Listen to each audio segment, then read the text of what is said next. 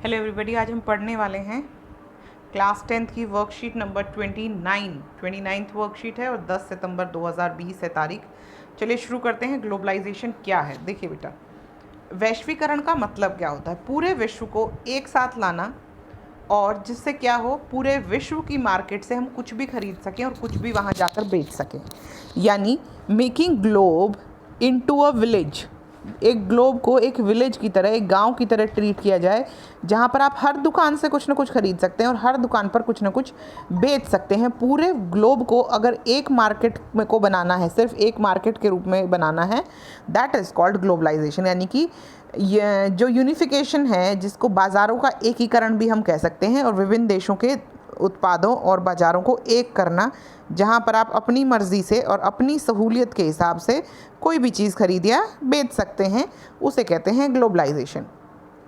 इसको इंग्लिश में पढ़ते हैं। ग्लोबलाइजेशन का अर्थ क्या होता है? Globalisation means in the past 2-3 decades, 20-30 सालों में, मोर एंड मोर MNCs, बहुराष्ट्रीय कंपनियां, जिसको MNC बोला जाता है, multi national companies, have been looking for the locations around the world, पूरी दुनिया में जगह ढूंढ रही हैं, which would be cheap for the production, जिससे वो ज़्यादा चीज़ें बना सके कम पैसों में। फॉरेन इन्वेस्टमेंट बाय MNCs, हमने लास्ट वर्कशीट में फॉरेन इन्वेस्टमेंट बहुत अच्छी तरीके से पढ़ा था। फॉरेन इन्वेस्टमेंट का मतलब क्या होता है कि क्या इसका अर्थ क्या होता है? विदेशी निवेश by MNCs in these countries has been rising. जिन देशों में प्रोडक्शन चीप होती है, यानी कि उत्पादन सस्ता पड़ता है, वहाँ पर क्या हो रहा है? वहाँ पर विदेशी निवेश ज़्यादा हो रहा है। At the same time foreign trade between countries has been increasing rapidly, और देशों के बीच में व्यापार भी बढ़ रहा है। The result of greater foreign investment and greater foreign trade has been greater integration of production and markets across countries. Foreign trade बढ़ गया है और फॉरेन इन्वेस्टमेंट बढ़ गया है। इसके कारण क्या हो गया है? उत्पादन और मार्केट्स का एकीकरण हो गया है, यूनिफिकेशन हो गया है। अधिक से अधिक विदेशी निवेश और अधिक से अधिक विदेशी व्यापार का परिणाम है कि विभिन्न देशों के उत्पादन और बाजार एक हो गए हैं। दिस इज कॉल्ड क्या? वैश्वीकरण। विभिन्न देशों के बीच परस्पर संबंध और तीव्र एकीकरण की प्रक्रिया को ही वैश्वीकरण कहते हैं। समझ में आ गई बच्चे बात? पूरे विश्व को एक साथ एक ही जगह लाना और वहाँ पर अपना व्यापार अच्छी तरह कर पाना, वहाँ पर आपस में संबंध होना, हर देश का हर देश से जानना।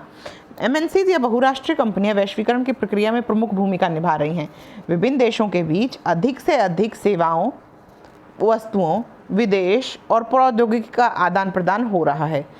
दुनिया के अधिकांश क्षेत्र कुछ दशक पहले की तुलना में एक दूसरे के निकट संपर्क में हैं। हम लोग नज़दीक हैं। चाहे अभी भी देखिए, अगर आप पहले अगर गांव जाना होता था तो कितना टाइम लगता था, या गांव में मैसेज पहुंचाना कितना टाइम लगता था, अब कितना ईजी हो गया। इनके अलावा देशों के बीच के लोगों की आवाजाही भी बढ़ गई है, बहुत ज़्यादा आवाजाही होने लग गई है, क्योंकि रूल्स भी अब लूजन अप कर दिए गए हैं। जो कानून थे वो पहले काफ़ी सख्त होते थे, बाहर जाने के लिए, कुछ चीज़ खरीदने के लिए, एक्सपोर्ट के लिए, इंपोर्ट के लिए, सारी चीज़ें, विदेशी निवेश के लिए, ये सारी चीज़ें धीरे धीरे क्या की गई हैं? कम की गई हैं, कम स्ट्रिक्ट की गई हैं। Globalization is this process of rapid integration और interconnection between countries. MNCs are playing a major role in the globalization process. More and more goods and services, investment and technology are moving between countries. देशों के बीच में सेवाएं, व्यापार, निवेश और तकनीक, सबका आवागमन हो रहा है। 4 चीज़ों के बारे में कहा गया है: गुड्स के बारे में, सर्विसेज के बारे में, सामान, सेवाएं, इन्वेस्टमेंट, निवेश और टेक्नोलॉजी यानी तकनीक। Most regions of the world are in closer contact with each other. अब देश नज़दीक हैं और उनके लोगों का आपस में मूवमेंट भी आसान हो गया है। फैक्टर्स इनेबलिंग ग्लोबलाइजेशन, जो सबसे ज़रूरी है ग्लोबलाइजेशन करने के लिए, वो क्या हैं? टेक्नोलॉजी बहुत ज़्यादा ज़रूरी है बेटा, technology. Then will learn liberalisation. पहले हम लोग लिबरलाइजेशन पढ़ेंगे, और लिबरलाइजेशन का बड़ा भाई या लिबरलाइजेशन का नेक्स्ट सीढ़ी है ग्लोबलाइजेशन। ठीक है बच्चे? एंड रोल ऑफ WTO यानी वर्ल्ड ट्रेड ऑर्गेनाइजेशन, ये भी हम पढ़ेंगे। तो सबसे पहले शुरू करते हैं टेक्नोलॉजी से, यानी कि तकनीक ने कैसे। ट्रांसपोर्टेशन टेक्नोलॉजी बहुत बढ़ गई है, इंफॉर्मेशन टेक्नोलॉजी बढ़ गई है, टेलीकॉम की फैसिलिटीज़ बढ़ गई हैं। तीनों चीज़ों को मैं एक्सप्लेन करती हूँ। ट्रांसपोर्टेशन बढ़ गया है, आप यहाँ से वहाँ हवाई जहाज़ में चीज़ें भेज सकते हो। इन्फॉर्मेशन टेक्नोलॉजी, आप एक मैसेज भेजते हो, फटाफट पूरे वर्ल्ड में चला जाता है, न्यूज़ बन जाता है। टेलीकॉम फैसिलिटीज़ बढ़ गई हैं, telegraph, telephone, mobile phone, fax, mail, सब कुछ बढ़ गया है। तकनीक बढ़ने से हम लोग और नज़दीक आ गए हैं प्रौद्योगिकी के कारण, प्रौद्योगिकी से क्या हुआ है, परिवहन प्रौद्योगिकी बढ़ गई है, बहुत सुधार हुआ, लंबी दूरी तक वस्तुओं को तेज़ी से आपूर्ति करना संभव हो गया है। सूचना और संचार प्रौद्योगिकी में तेज़ी आने से पूरे देश में सेवाओं के उत्पादन को फैलाने में एक भूमिका मिली है। सेवाएं, जैसे अभी वर्क फ्रॉम होम चल रहा है, देखो बेटा, अगर सूचना और संचार प्रौद्योगिकी ना हो, ये फ़ोन ना हो, ये टैबलेट्स ना हो, ये कंप्यूटर ना हो, ये लैपटॉप ना हो, तो क्या ये जो हो रहा है वर्क फ्रॉम होम, क्या ये पॉसिबल है? ये बिल्कुल भी पॉसिबल नहीं है। ये किसके कारण पॉसिबल हो रहा है? सूचना और प्रौद्योगिकी के कारण। दूरसंचार सुविधाएं, जिसमें क्या आता है, टेलीग्राफ, मोबाइल, फैक्स, इससे क्या हुआ, दूसरे के बीच संपर्क करना, सूचनाओं को भेजना, दूर दराज के क्षेत्रों में कोई चीज़ पहुंचानी, कोई इन्फॉर्मेशन पहुंचानी है, वो सारी चीज़ें बहुत ही आसान हो गया है। दूसरा फैक्टर जो कर रहा है, विदेशी व्यापार और liberalisation of foreign trade and foreign investment policy. देखिए, मैंने अभी भी आपको कहा कि हमें क्या करना पड़ेगा, कानून जो है वो भी लूजन अप हो गए हैं, वो भी अब इतने सख्त नहीं रहे हैं। यही कारण है, इसी को कहते हैं लिबरलाइजेशन। ये जो कानूनों की ऐसी एक कानूनों का जंजाल, एक कागज़ों की बहुत बड़ी झड़ी, जो बहुत सारे कागज़ आपको चाहिए, कहीं बाहर जाना है, कुछ बेचना है, कहीं पर कुछ भेजना है, तो बहुत कागज़ चाहिए, बहुत दफ्तरों के चक्कर काटने पड़ते थे, बहुत कानूनों को देखना पड़ता था, ये कर सकते हैं, ऐसा कर सकते हैं। इन सब कानूनों के कारण बैरियर और रिस्ट्रिक्शंस थी जो गवर्नमेंट लगाती थी, उनका हटना इज़ कॉल्ड लिबरलाइजेशन। उसको ही लिबरलाइजेशन कहा जाता है। अगर इम्पोर्ट कर रहे हो कोई चीज़, उस पर टैक्स दोगे, एक्सपोर्ट कर रहे हो उस पे अलग ड्यूटी दे रहे हो आप, तो इससे क्या होता है, जो टैक्स ऑन इम्पोर्ट है उसको हम ट्रेड बैरियर कहते हैं। अब ट्रेड बैरियर तो है ही, अगर बाहर से कुछ मंगाना है आपको, बहुत वहाँ पर सरकार आपसे टैक्स ले रही है, बहुत महंगा पड़ रहा है भाई, जबकि आपको वो बाहर वो चीज़ इतनी महंगी नहीं पड़ रही, लेकिन अपने देश में मंगा रहे हो तो महंगी पड़ रही है। इसको क्या कहते हैं, ट्रेड बैरियर। ये किस लिए लगाता है देश, ताकि लोग बाहर से चीज़ें ना मंगाएं और अपनी ही चीज़ें खरीदें, तो ट्रेड बैरियर को कम करना है। कोटा क्या होता है बेटा, आपके पास एक फैक्ट्री, आप फैक्ट्री में इतना ही सामान बना सकते हो, इसको कहते हैं कोटा सिस्टम। आपको इतना कोटा दिया गया, आप 100 चीज़ें बना सकते हो, 150 बना सकते हो, 200 बना सकते हो। इससे भी अफेक्ट होता था, ये भी बैरियर है।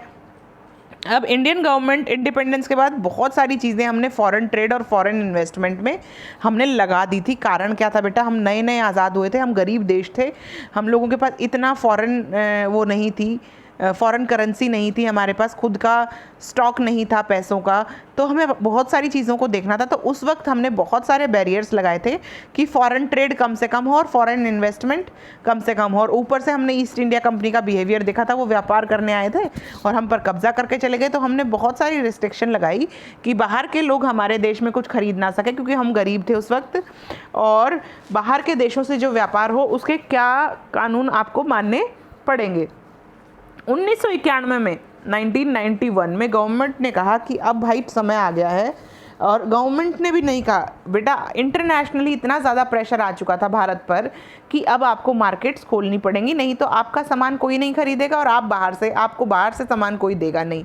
तो 1991 जब doctor Manmohan Singh finance minister भी थे, उन्होंने लिबरलाइजेशन की तरफ बहुत सारे कदम बढ़ाए और उसमें उन्होंने इंडियन मार्केट को ग्लोबलाइज करने की, लिबरलाइज करने की कोशिश की, ताकि हम फॉरेन वाले लोगों से, फॉरेन प्रोड्यूसर से कम्पीट कर सकें। गुड्स को एक्सपोर्ट इंपोर्ट किया जाने लगा, अब बिज़नेस अलाउड किए जाते हैं, अब गवर्नमेंट क्या है, ज़्यादा लिबरल है। अब आप लिबरलाइजेशन का मतलब समझ गए होंगे। सारे बैरियर्स को, चाहे वो टैक्स पर बैरियर हो, कोटा सिस्टम में बैरियर हो, पहले लाइसेंस भी सिस्टम था बेटा एक, आप पढ़ेंगे अपने चैप्टर में, क्योंकि इसमें तो कम पॉइंट्स हैं। तो पहले लाइसेंस, बहुत चीज़ों पर लाइसेंस लेना पड़ता था बनाने के लिए, लेकिन अब बहुत कम इंडस्ट्रीज़ बची हैं जिसके लिए लाइसेंस की ज़रूरत है, जैसे कि आर्म्स हैं, हथियार हैं या पटाखे हैं, इन पर ही लाइसेंस है। बाकी सब चीज़ें, बहुत सारी चीज़ें लाइसेंस फ्री, कोटा फ्री कर दी गई हैं।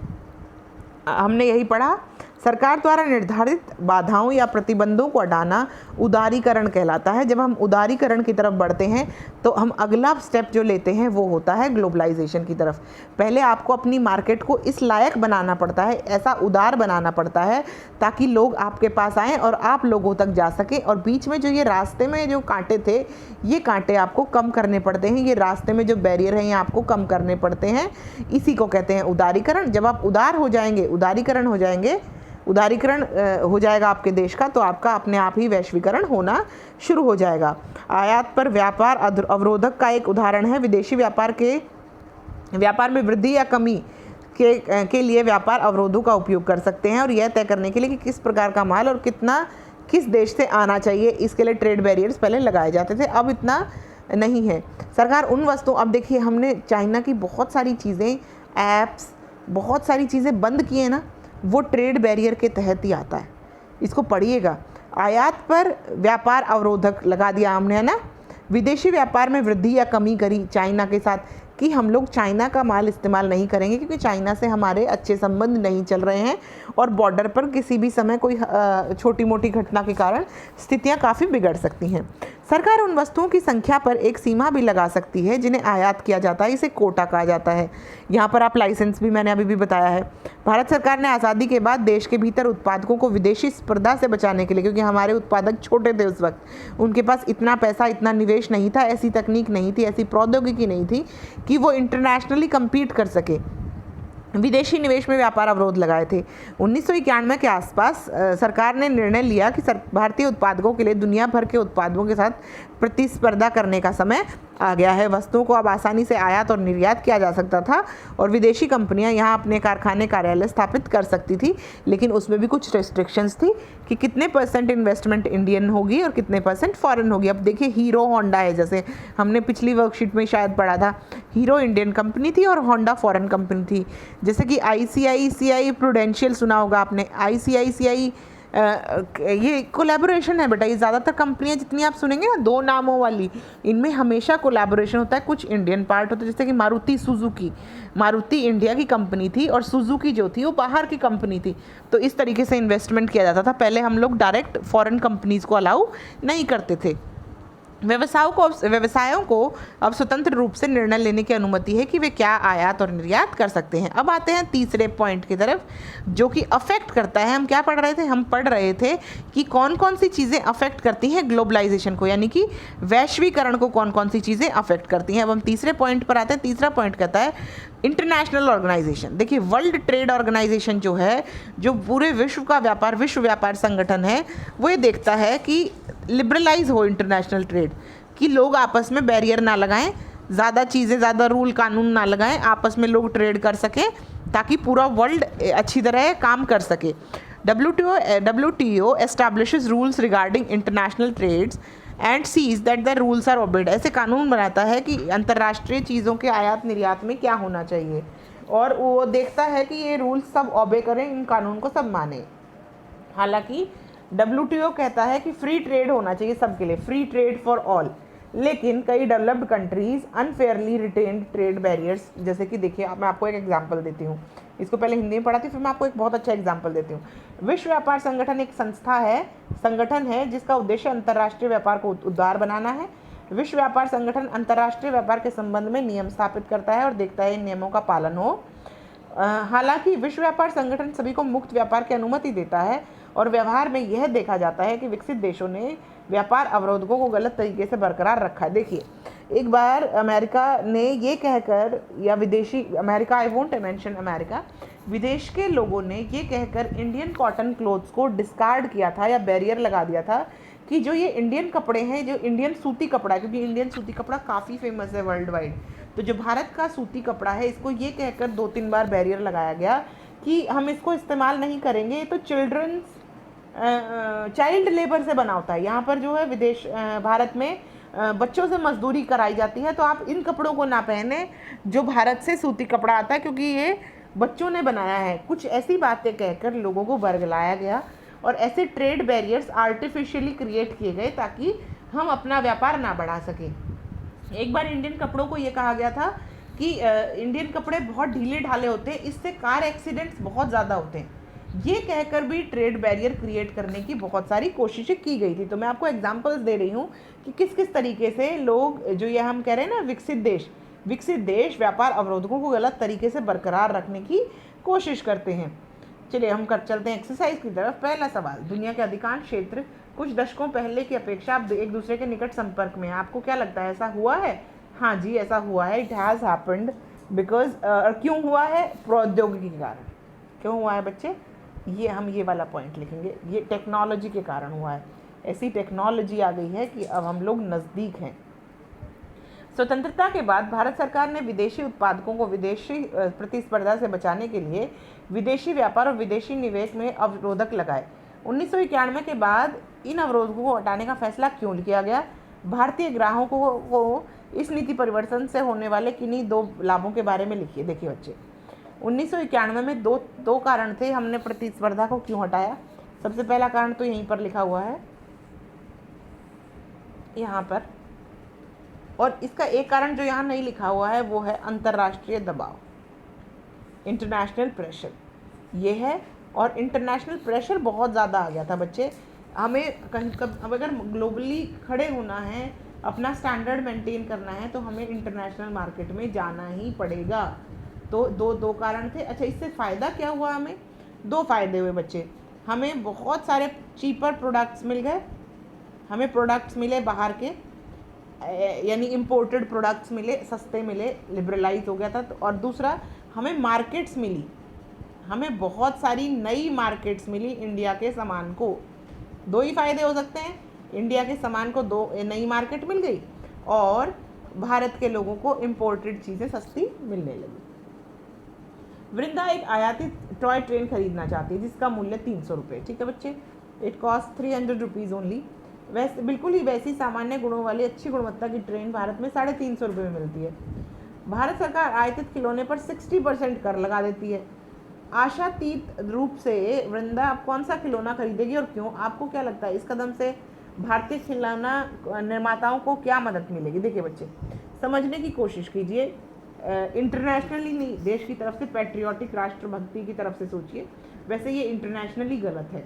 इंटरनेशनल स्टैंडर्ड के हिसाब से हम लोग ज़्यादा कर नहीं लगाना चाहिए, क्योंकि हम लोग वर्ल्ड को मार्केट बनाना चाहते हैं। दूसरी तरफ हम अपने देश के बारे में या अपने बारे में सोचें तो हम नहीं चाहते कि बहुत बड़ी बड़ी कंपनियों में सब्जियां बिकें और हमारे जो सड़क पर रहने वाले रेहड़ी वाले हैं, जो छोटे सब्जी वाले हैं, वो बर्बाद हो जाए।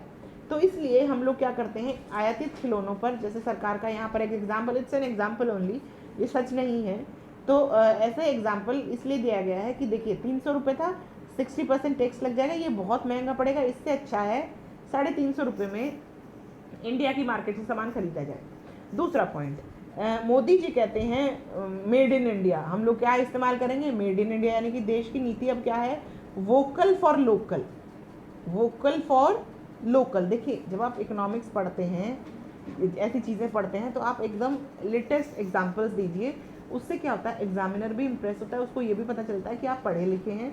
दूसरा, आपको ये पता चलता है कि आप अपडेटेड हैं, आप चीज़ों को पढ़ रहे हैं, आसपास की चीज़ों के एग्जाम्पल्स को इनकलकेट कर रहे हैं अपने आंसर्स में। वोकल फॉर लोकल चल रहा है, आपको अपने लोकल देश की चीज़ें खरीदनी चाहिए। खिलौना निर्माताओं को क्या मदद मिलेगी?